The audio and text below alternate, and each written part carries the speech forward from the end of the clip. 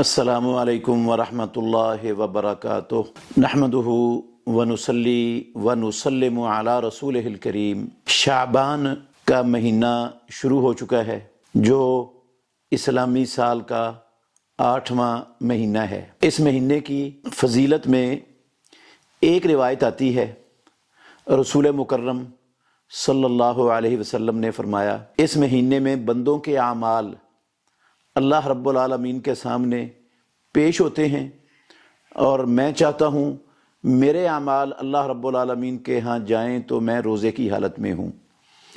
رسول مکرم صلی اللہ علیہ وسلم رمضان المبارک کے بعد سب سے زیادہ روزے وہ شعبان کے مہینے کے رکھا کرتے تھے، اور اسی وجہ سے روزے رکھتے تھے کہ اس مہینے میں اعمال بندے کے اللہ رب العالمین کے سامنے پیش ہوتے ہیں۔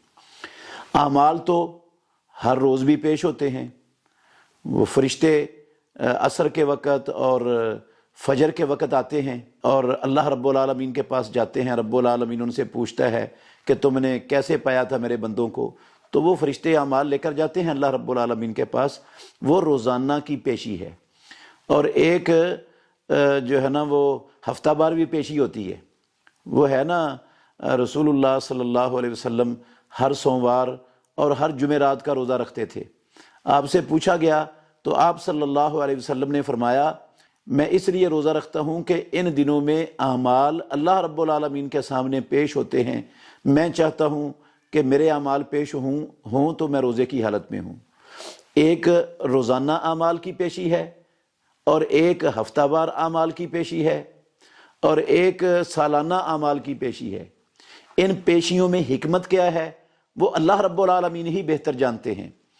تو اس ایک فضیلت کے علاوہ کہ اس مہینے میں سالانہ طور پر عمل بندے کے سال کے اعمال اللہ رب العالمین کے ہاں پیش ہوتے ہیں، اور رسول اللہ صلی اللہ علیہ وسلم اس مہینے میں رمضان کے بعد سب سے زیادہ روزے رکھا کرتے تھے، اس کے علاوہ اس مہینے کی کوئی فضیلت کسی صحیح حدیث سے ثابت نہیں ہے۔ چونکہ رجب یہ حرمت والے مہینوں میں سے ایک مہینہ ہے، اور رمضان المبارک یہ سب سے افضل مہینہ ہے، تو لوگ رجب میں بھی حرمت کی وجہ سے اہتمام کرتے تھے نیکیوں کا، اور رمضان المبارک میں بھی بہت زیادہ اہتمام ہوتا تھا۔ تو اس کو نا فارغ مہینہ سمجھ کر شعبان کو وہ اس میں زیادہ نیکیوں کا اہتمام نہیں کرتے تھے، غافل رہتے تھے۔ تو رسول مکرم صلی اللہ علیہ وسلم اس مہینے میں کثرت سے روزے رکھتے تھے تاکہ لوگ اس مہینے میں بھی اللہ کی عبادت کا اہتمام کریں۔ باقی جو اس مہینے کی اور چیزیں لوگوں نے بنائی ہوئی ہیں، 15ویں شعبان کے متعلق ہے، اور بھی بہت ساری چیزیں ہیں، ان کا کسی بھی صحیح حدیث سے صحیح سند کے ساتھ حدیث کے ذخیرے میں وجود نہیں ہے۔ تو ہم اگر اس مہینے میں کچھ کرنا چاہتے ہیں تاکہ اللہ کے مقرب بن جائیں، تو ہمیں رسول مکرم صلی اللہ علیہ وسلم کے طریقے پر چلتے ہوئے کثرت سے اس مہینے میں روزے رکھنے چاہیے۔ البتہ ایک بات ذہن میں رکھنی چاہیے کہ رسول اللہ صلی اللہ علیہ وسلم تو کثرت سے روزے رکھتے تھے، لیکن آپ صلی اللہ علیہ وسلم نے اپنی امت کو 15 شعبان کے بعد روزے رکھنے سے منع فرما دیا ہے۔ ہاں، اگر کوئی ہر سوموار جمعرات کو روزہ رکھتا ہے تو وہ 15 شعبان کے بعد جمعرات اور سوموار کا روزہ رکھ سکتا ہے، لیکن صرف جو ہے نا وہ شعبان کی وجہ سے اگر روزے رکھتے ہیں تو یہ رسول اللہ صلی اللہ علیہ وسلم نے امت کو منع کیا ہے۔ پیارے پیغمبر نے رکھے ہیں لیکن امت کے لیے یہ جائز نہیں ہے۔